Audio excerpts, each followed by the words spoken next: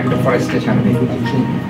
তো এটা মানুষজন এই কথাটাকে মানে অস্বাভাবিক, এটা আমরা আমাদেরকে কেন দিবে, এটা মেরে ফেলা, সাপ ধরছে এটা মেরে ফেলা, এটা আবার দিবে। তো এখন যেহেতু আমরা ইয়াং গ্রো এবং ফাইটোপ্ল্যাঙ্কটনে আবার সাথে সাথে জো প্ল্যাঙ্কটন আছে, তারা ওগুলো খায়।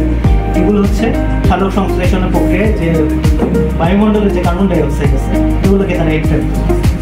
এইভাবে দেখা যাচ্ছে প্রায় 2,40,000 টন কার্বন ডাই অক্সাইড তারা হচ্ছে ইয়ে করতেছে, ধরে রাখতে। খুবই ভালো লেগেছে। সকাল 9টায় আমি বের হয়েছি অফিসে। সারাদিন কর্মব্যস্ততার পরেও আমি এখানে এসে মনে হয়েছে যে একটা প্রকৃতির মধ্যে বসবাস করছি।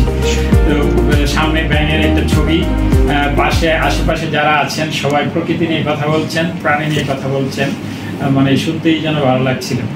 তো আমি ব্যক্তিগতভাবে অ্যানিমেল লাভার্স বলতে পারেন।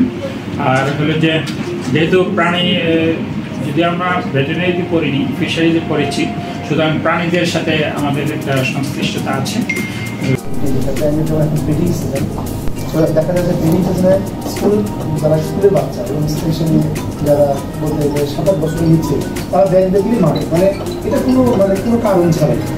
আমাদের জাতিগত সমস্যা হচ্ছে যে আমরা হচ্ছে জমি তার দিকে পারপাস করি, আর ব্যাংক দেখে কুকুর দেখলে মারি, মানে আমাদের ন্যাচারাল একটা হ্যাবিট হয়ে গেছে। এবং শকুনকে কথা যদি আমরা বলি, শকুনকে আমাদের নাটকের সিনেমায় সবচেয়ে খারাপ চরিত্র হিসেবে দেওয়া হয়। শকুন দেখলে অথচ শকুন কিন্তু আমাদের মরা জীবজন্তুকে খেয়ে তারা আমাদের শরীরকে বাঁচাচ্ছে।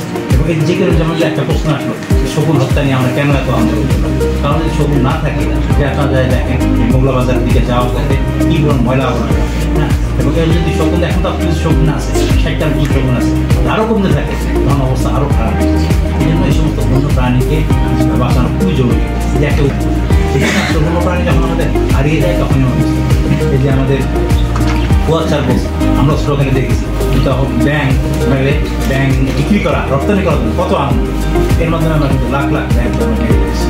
এবং সে কী করে এই আমাদের যে এসএসসি পরীক্ষায় সায়েন্সের যারা ছিল এই ব্যাংক থেকে আমাদের অপারেশন করা হয়।